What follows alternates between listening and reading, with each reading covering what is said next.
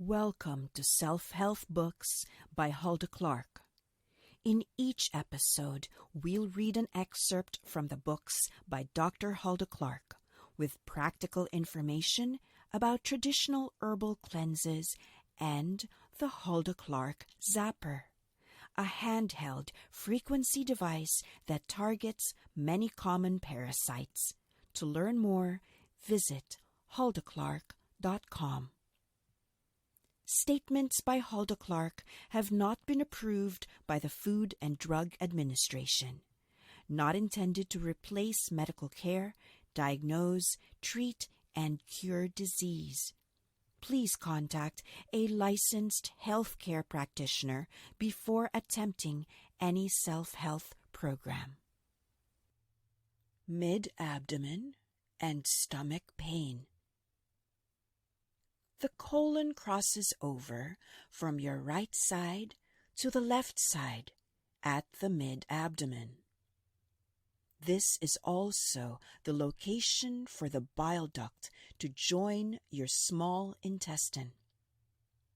Most mid-abdomen pain comes from either the colon or the bile duct connections. Kill parasites and bacteria by zapping or with the herbal recipe. Improve your digestion with diet cleanup.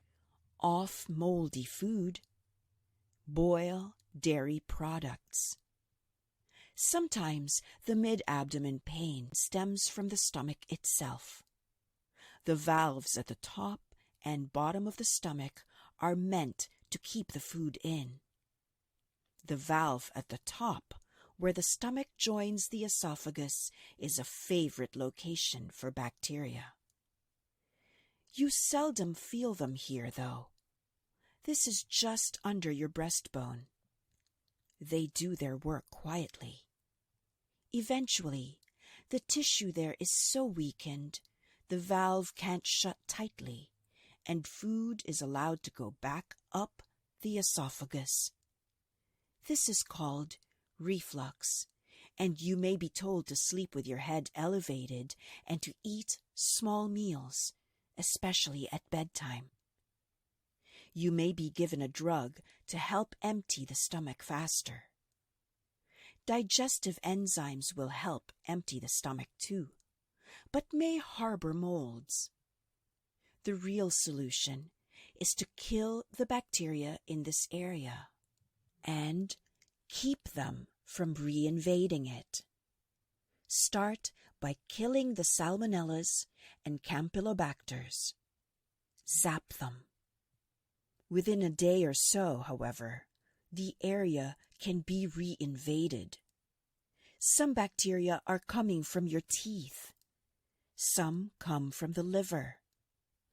Often, both sources are supplying bacteria to the stomach. The stomach allows a little bile to enter at the end of each meal. This is normal. But if the bile is full of live parasite stages and bacteria, they may try to colonize the stomach too. If there is insufficient stomach acid to kill them, or if there is an accumulation of toxin in the stomach, they will get a foothold. Then they can burrow down deep to escape acid. Eventually, an ulcer can develop. Stomach ulcer. Often, such an ulcer is painless. You are, therefore, not alerted to the parasite's presence until they have established themselves in good hiding places. Taking antacids, of course, works in their favor.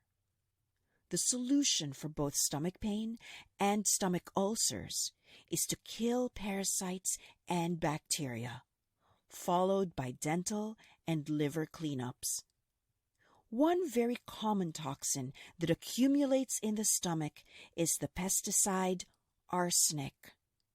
You inhale it right along with the flies and roaches you may be trying to kill with arsenic-laced pesticides.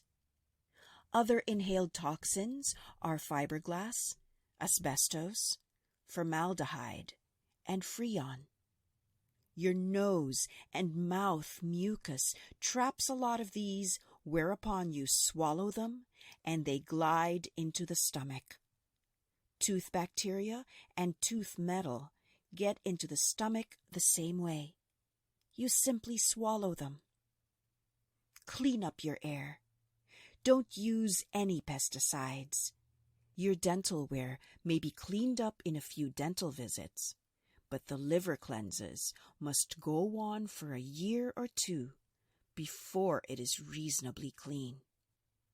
You may get pain relief in a few weeks, but this should not derail your intention to revitalize yourself completely with a cleaned liver and stomach.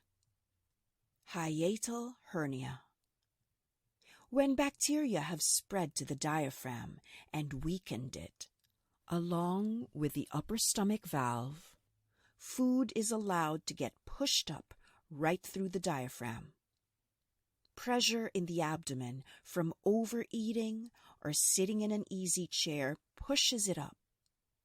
Walk after eating. Empty the stomach before going to bed. Don't sit in recliners. Very many of us, about 25%, have a small hiatal hernia. It only hurts if it is inflamed. Work at clearing the inflammation first to get pain relief. In time, the area will strengthen and the hernia itself may get smaller. This has been pages 131 to 133 from the book The Cure for All Diseases by Hulda Clark. For more information, visit huldaclark.com.